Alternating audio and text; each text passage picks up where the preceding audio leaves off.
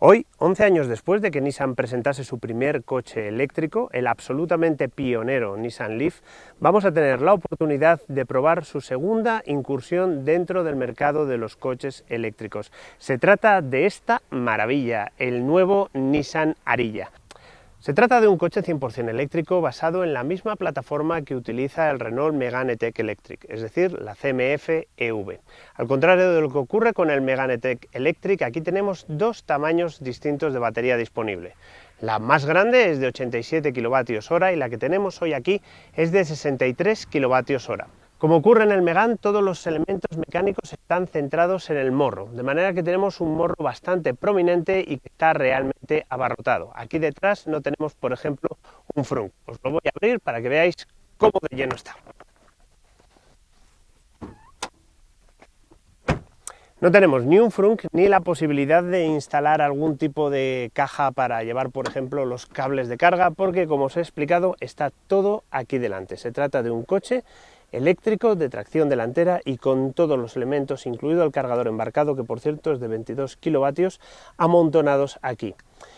Ahora se supone que debería empezar a echar pestes sobre el hecho de que esto en realidad sea más o menos una adaptación de una plataforma térmica convencional para hacer un coche eléctrico y decir que el packaging es malo y que bla bla bla bla bla.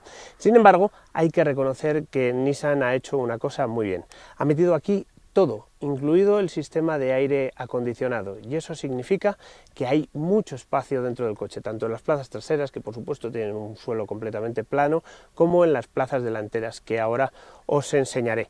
Más cosas importantes del coche. Está lleno de detalles relacionados con el arte japonés denominado Takumi, como detalles de acabado en el frontal, etc. Aquí tenemos el puerto de carga, podemos cargarlo en corriente continua a 130 kilovatios de potencia máxima y en corriente alterna, como os he explicado, hasta 22. Yo acabo de hacer una carga rápida en un cargador que iba a haber dado cualquier potencia que fuera necesaria y me ha cargado solamente a 106 kilovatios, pero no podemos estar seguros de por qué ha sido. Puede que esté relacionado con la temperatura de la batería. En cualquier caso, he completado una carga completa del 5 al 80% en exactamente 31 minutos, de manera que ya veis, no hay mucha diferencia entre cargar a 105, 106, 130 kilovatios de potencia.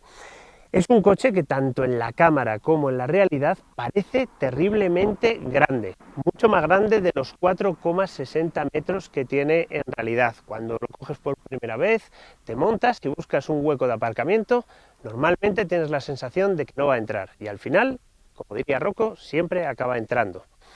Es un coche, como digo, que abulta más de lo que parece. Sobre todo creo que es debido a la enorme alta línea de cintura que tiene, ¿vale? Si esto estuviese un poquito más abajo, si estuviese por ejemplo por aquí, no parecería tan grande. También tiene unas ruedas realmente anchas, 255, para mantenerlo bien pegado a la carretera. Pesa un poquito menos de 2 toneladas.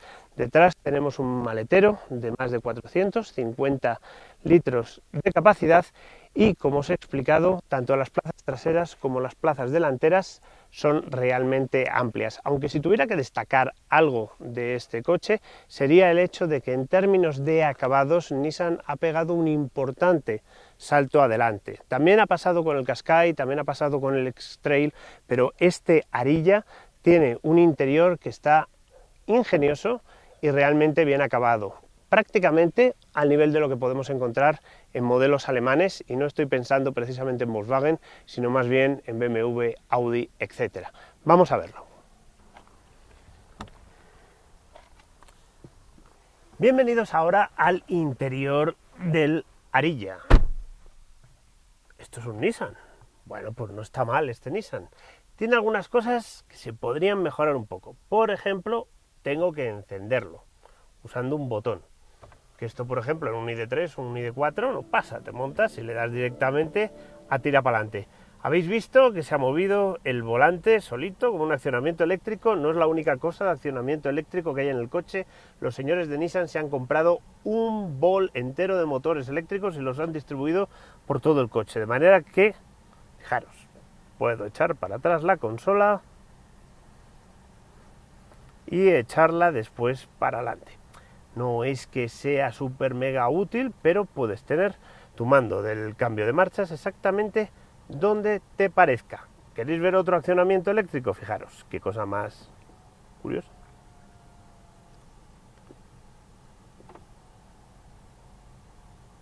Sí que os advierto que todavía no he visto una arilla en el que este cajón, una vez que esté cerrado, los ajustes sean perfectos a izquierda y derecha, y de hecho aquí está un poquito descentrado. Otra cosa curiosa del interior del arilla son los mandos táctiles. No somos muy partidarios de los mandos táctiles, pero puestos a poner mandos táctiles, pongamos unos chulos, ¿verdad? Entonces, estos que tenemos sobre el salpicadero, sobre la parte inferior del salpicadero, están completamente integrados en este vinilo que simula madera, de manera que, bueno, simplemente hago así, así, o por ejemplo apago el climatizador para que deje de hacer ruido y queda realmente elegante. Estos que hay aquí no solamente están integrados debajo del vinilo y retroiluminados, sino que además tienen una realimentación áptica, que eso significa que pones el dedo y plof, vibran un poquito, de hecho se hunden un poquito para que los puedas seleccionar. ¿Son chulos? Son chulísimos. ¿Son ideales para utilizar durante la conducción? En absoluto, porque no tienes la más remota idea de dónde demonios estás poniendo el dedo. Y al fin y al cabo estos mandos accionan el aparcamiento automático, el e-pedal y los modos de conducción, de manera que probablemente no es buena idea que sean perfectamente táctiles. Comparado con, por ejemplo, he mencionado el Volkswagen ID3 o el ID4, el interior de este arilla está muy bien resuelto, sorprendentemente resuelto para tratarse de una marca, entre comillas, y dicho con cariño, generalista. Fijaros, en las puertas y en el salpicadero tenemos este tejido sintético, ¿vale?, que algunos llaman alcántara, que es realmente placentero de acariciar. Comparad esta puerta con, por ejemplo, la de un ID3. Sería un poco como Scarlett Johansson charlando en un bar con el Joyas o algo por el estilo. Tenemos dos pantallas que muestran un montón de información. De hecho, la del conductor se puede configurar en un montón de versiones distintas para tener pues toda la información que debe mostrar una pantalla de instrumentación, como por ejemplo la de la navegación, o esta tan sencilla que puede ser complicada con datos o que puede mostrar lo que necesitas: la potencia, el nivel de carga y la velocidad. Los mandos del volante son más refinados que los que encontramos, por ejemplo, en el Qashqai o en el Nissan X-Trail, con este acabado tipo plástico negro, pero a diferencia de, y perdón otra vez por la referencia, de lo que encontramos en Volkswagen, estos, que también son con un sensor capacitivo, es decir, no es que esto tenga un mando más y un mando menos con dos sensores debajo, sino que en función de donde yo pongo el dedo se activa el más o el menos. Funcionan bastante bien. De hecho, el propio aro del volante tiene un sensor capacitivo para detectar la presencia de manos, que es algo bastante importante para conseguir una conducción confortable cuando activamos el sistema de asistencia a la conducción ProPilot. Asientos ventilados y calefactados, acabados en cuero vegano, símil cuero, podéis llamarlo como queráis, pero el tacto es bueno, lo de la calefacción y la ventilación es una chulada, la sujeción del tronco es realmente buena y fijaros, como os he explicado al principio, gracias a que hemos metido todo, pero absolutamente todo en el morro del coche, aquí lo que tenemos es un suelo perfectamente diáfano, en el cual podemos colocar pues lo que sea que llevemos en nuestro día a día. Puedes dejar aquí el bolso o lo que sea, utilizar las plazas delanteras como si fueran plazas traseras. Una cosa que sí creo que podían haber hecho es poner algún tipo de, voy a bautizarlo con un nombre que se me pasa ahora por la cabeza, antioleaje, para impedir que todo lo que coloques aquí acabe donde previsiblemente va a terminar, ¿vale? Tú dejas aquí las llaves y ¿dónde van a acabar? Pues debajo de los pedales. Entonces, algún tipo de retención aquí sería lo adecuado. Si os parece, ahora vamos a ver las plazas traseras para que veáis que si delante hay hueco, detrás hay mucho más.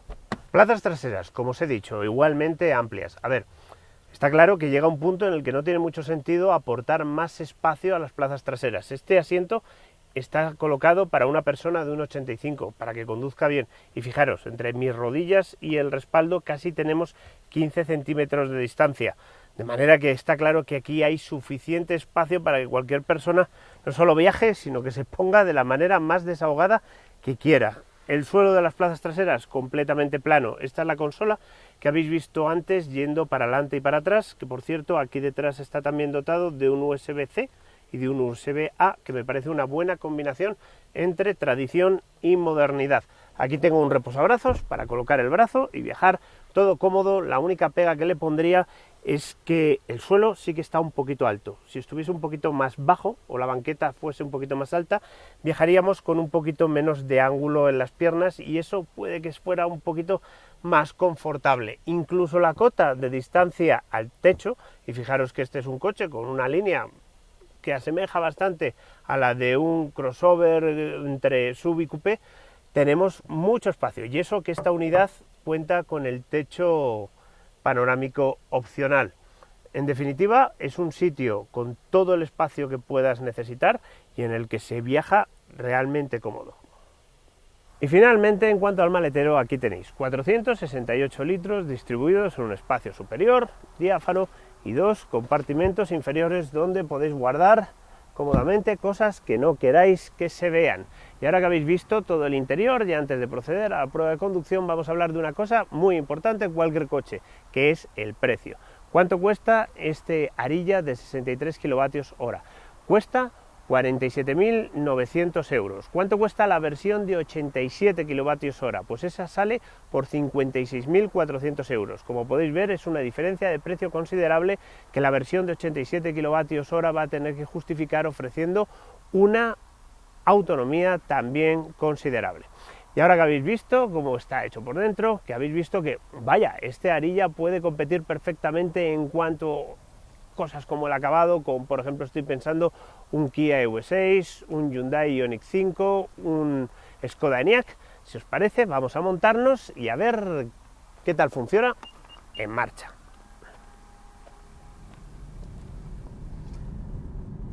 Bienvenidos de nuevo al Nissan Ariya, en este caso en marcha. Primera impresión cuando inicias la marcha, pues es la de que se trata de un coche terriblemente silencioso, apenas se escucha sonido más allá de la rodadura de los neumáticos, y cuando vas a baja velocidad del avisador de peatones, que es un poquito musical, y confortable, porque la suspensión es bastante absorbente, aunque a la suspensión le tengo que poner un asterisco que comentaremos más adelante. Pero a la hora de ir del punto A al punto B, este es un entorno muy agradable.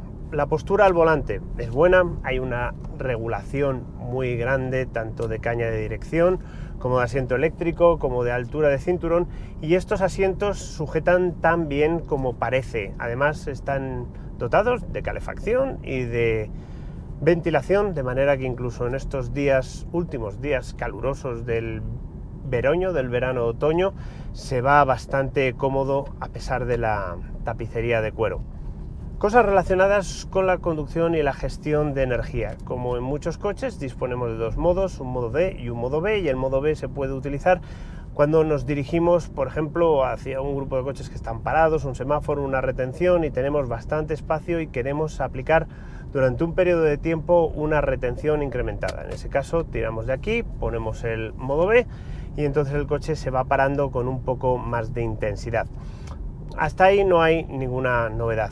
Lo que sí ocurre es que además disponemos del modo e-pedal. El modo e-pedal, como ocurre en muchos coches eléctricos, permite realizar una conducción prácticamente sin tocar el freno. Si somos lo suficientemente anticipados, una vez que activamos el modo, que por cierto lo he desconectado, como podéis ver, el hecho de haber puesto esto táctil tiene ventajas desde el punto de vista estético, pero inconvenientes desde el punto de vista del manejo, y es que tengo que desviar imprescindiblemente la vista, casi os diría que dos veces, una vez para localizar el botón y otra vez para poner el dedo encima. Ahora tengo el pedal encendido y puedo realizar una conducción casi sin tocar el freno. ¿A qué me refiero con el casi? Pues veréis, a Nissan le parece que el modo e-pedal permita detener completamente el coche es contraproducente desde el punto de vista de la seguridad, porque según ellos lo que han percibido es que muchos conductores se acostumbran a dónde se va a parar el coche y desatienden la conducción no durante los últimos metros, sino durante los últimos centímetros, de manera que cuando yo suelto el pedal del acelerador en este Ariya, el coche prácticamente se para, pero los últimos metros de detención, los últimos centímetros, tengo que ejecutarlos yo voluntariamente con el pedal de freno. Obviamente, una vez que me he detenido, tengo encendido el sistema auto hold, de manera que el coche se queda completamente parado, ya sea cuesta arriba, cuesta abajo o en llano, pero ese último lapso de detención lo tengo que realizar yo voluntariamente. Escuchando la explicación de Nissan y siendo conscientes de que son capaces de escoger arbitrariamente que el coche se pare por completo o no, me parece una explicación convincente. Lo que no puede ocurrir es que, por ejemplo, estés aparcando o estés parándote en un paso de peatones y des por sentado que has hecho una buena estimación de dónde va a detener el e-pedal el coche y ya te pongas a hacer en otras cosas teniendo a peatones pasando por delante tuyo sin prestar atención al punto exacto de detención del vehículo. Pero que sepáis que este e-pedal no es capaz de detener completamente el coche. Cosas que no tiene en cuanto a la gestión del movimiento y la energía y que sí creo que podía tener, pues lo que encontramos en Kia, en Hyundai, en Mercedes, en un montón de fabricantes, y que este Nissan sí podía tener, y se trata de dos cosas. La primera, unas levas que nos permitan escoger entre varios niveles de regeneración, porque el e-pedal proporciona una regeneración un poco demasiado intensa y el modo D apenas proporciona regeneración, de manera que estamos ahí entre dos extremos y me gustaría contar con uno o dos niveles intermedios. Y el segundo, un sistema automático de regeneración, un sistema que utiliza la cámara y el radar para adaptarse a las condiciones de la vía, en el sentido de si me estoy acercando a un coche que circula por delante, que incremente la regeneración para mantenerme a una distancia razonable. Si me estoy acercando a un límite de velocidad inferior a la velocidad a la que circulo, un cede el paso, un stop, una glorieta, incremente la regeneración para conseguir que yo llegue a ese punto a una velocidad más razonable que la que lleve en ese momento. Y ahí sí creo que se podría hacer un poquito más de esfuerzo. A cambio, cosa positiva, este Ariya incorpora el sistema ProPilot de asistencia a la conducción de Nissan, que como sabéis, pues es la combinación de control de crucero adaptativo por radar para mantenerte a una distancia constante del coche de delante y mantenimiento de carril para mantenerte en el centro de carril. En autopista y autovía tiene un funcionamiento magnífico, en circunstancias de tráfico denso tiene un funcionamiento muy bueno y solamente cuando estamos circulando en atascos por debajo de 30 km por hora tiene un funcionamiento que yo creo que podría ser un poquito mejorable, en el sentido de que hace cosas que no me acaban de convencer mucho del todo, como por ejemplo alejarse mucho de la línea del arcén y mantenerse bastante pegado a la línea discontinua del carril, por ejemplo cuando circulamos por el carril de la izquierda. Estos detallitos me hacen decir que no es un sistema de sobresaliente, sino que es más bien un sistema de notable, pero es un sistema con un funcionamiento muy competente, muy satisfactorio. En cuanto al consumo, es una de las virtudes más positivas de este Ariya. A pesar de ese morro tan prominente, de ser un coche bastante alto, de no tener en absoluto la aerodinámica de un Tesla, es un coche realmente poco gastón. Nunca va a gastar más de 20 kWh los 100. Generalmente se va a situar por debajo de los 18 kWh los 100 y normalmente lo vamos a ver entre 14 y 16, que es mucho más de lo que pueden decir casi todos los rivales del mercado, en el que los 16 kWh se alcanzan en un parpadeo y normalmente nos movemos entre 16 y 18. Combinado con una batería como la que tiene este Ariya de 63 kWh, eso significa que bueno, no es el coche ideal para realizar viajes ultra largos, pero esa tranquilidad de que vamos a situarnos siempre por debajo de los 20 kWh de consumo medio, significa que siempre vamos a poder completar al menos 300 kilómetros con una carga completa de batería, y eso se traduce en que con la densidad actual de cargadores que tenemos en España podemos estar seguros de que vamos a poder llegar a cualquier parte con un poquito de planificación. Y si lo que hacemos es una utilización urbana, interurbana, pero sin salir, por ejemplo, de nuestra provincia, vamos a tener carga, vamos a acabar cargando el coche un par de veces a la semana, porque, insisto, es un coche extremadamente poco gastón. Sin duda, gran parte de esta economía está relacionado con una buena gestión térmica tanto del habitáculo como de la batería y la presencia de una bomba de calor que es de serie. Insisto, en términos de consumo han hecho un buen trabajo. En cuanto a la conducción, ¿cómo se conduce este Nissan Ariya? Pues vamos a ir repasando los distintos mandos y sensaciones, comenzando por el hecho de que disponemos de 3 modos de conducción que se seleccionan con un mando que tengo aquí. Y disponemos de las modalidades Eco, con un pedal de acelerador muy poco afilado, estándar, en la que sinceramente hay un poco más de aceleración, pero no hay mucha diferencia, Y finalmente Sport, en el que la respuesta del acelerador es bastante más afilada y sobre todo se reduce sensiblemente el nivel de asistencia de la dirección, lo cual me resulta bastante agradable. Después, en cuanto al tacto del freno, es un freno que a baja velocidad tiene un buen tacto, no hace cosas extrañas, no se notan vibraciones raras a la hora de detenernos y permite escoger con bastante precisión, no con precisión absoluta, no con la precisión de un freno hidráulico convencional, pero sí con bastante precisión el punto en el que nos vamos a detener. Sobre todo no hay que realizar recálculos porque la intensidad de la frenada vaya cambiando a medida que va reduciéndose la velocidad del coche. Un poco a cambio, lo que sí ocurre es que cuando vas un poco más deprisa tiene un tacto un poco mejorable, en el sentido de que sí se empieza a notar el hecho de que parece que hay algún dispositivo mecánico que asiste al movimiento del pedal. Desde luego no es un e-booster de Bosch, pero debe ser su equivalente en un proveedor japonés, y cuando realizas una frenada realmente intensa el pedal tiene bastante recorrido. Habría sido un poquito más reconfortante que tuviese un recorrido menor y un tacto más firme a la hora de realizar frenadas intensas, que en cualquier caso no creo que sea algo muy relevante porque va a ser una de cada 1000. La dirección en este modo Sport tiene un peso bastante reconfortante, tiene una incisividad y una precisión bastante buenas y, entre comillas, es bastante efectiva. ¿Y a qué me refiero con ese entre comillas? Bueno, pues resulta que estamos, como he venido diciendo continuamente, ante un coche eléctrico de tracción delantera. El hecho de tener una batería entre los ejes garantiza que el centro de gravedad del coche se sitúa más o menos entre los ejes. Es un reparto de pesos bastante neutral. Sin embargo, también significa que el tren delantero no cuenta con un montón de peso sobre él, de manera que tiene ciertas limitaciones en cuanto a motricidad y en cuanto a direccionalidad, y especialmente a la hora de ejecutar los dos comandos simultáneamente, porque ahí la adherencia obviamente se reparte. ¿En qué se traduce eso? Subviraje.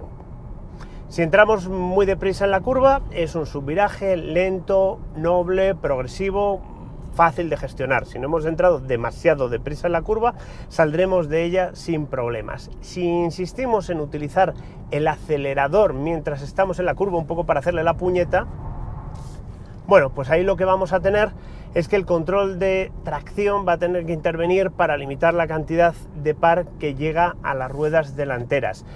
No lo va a hacer de forma poco elegante, lo va a hacer de una forma bastante elegante. Esencialmente lo que va a hacer es, en función de la velocidad y del ángulo de giro de la dirección, limitar electrónicamente la cantidad de par, en lugar de tener una rueda que patina, otra que no patina, ahora vuelve a patinar la primera, etc. Es decir, la gestión del control de tracción es bastante prolija. En cualquier caso, no se puede decir que el comportamiento del coche sea bueno. Llevarlo al límite de adherencia del tren delantero conduce a un comportamiento poco agradable y es innecesario. Es mucho más satisfactorio llevarlo cerca de ese punto de límite de adherencia, porque ahí hay que reconocer que el comportamiento del coche, como he dicho, en cuanto a la suspensión, en cuanto a la dirección, etcétera, es bastante brillante. Si te lo vas a comprar para conducirlo como un Volkswagen Golf GTI, pues es que no va a ser la compra adecuada. Sin embargo, sí, lo que va a pasar es que de viento en viento vas a llegar al límite de adherencia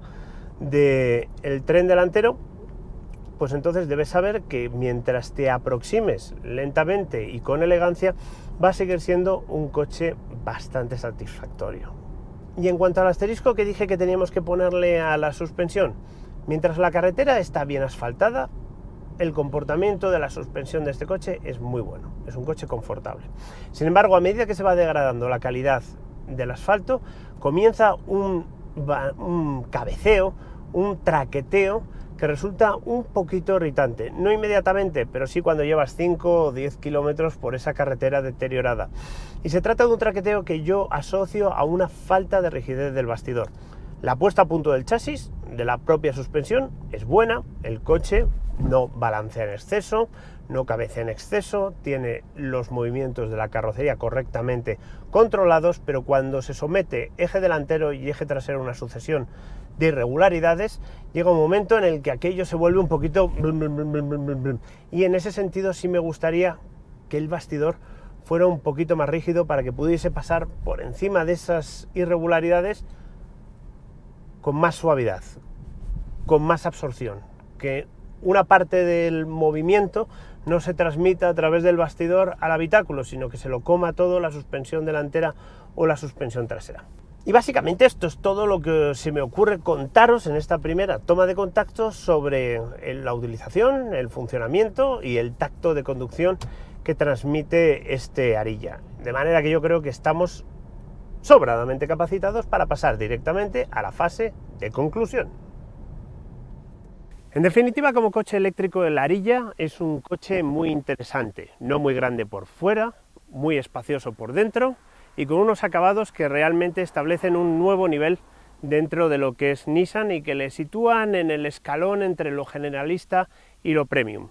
En cuanto a las baterías, esta de 63 kWh representa una opción muy razonable para quien no vaya a afrontar viajes muy largos, pero sí quiera tener una autonomía bastante desahogada, porque como os he explicado es perfectamente posible realizar hasta 300 kilómetros gracias a un consumo que, a pesar del enorme morro que tiene el coche, es sorprendentemente bajo y siempre contenido.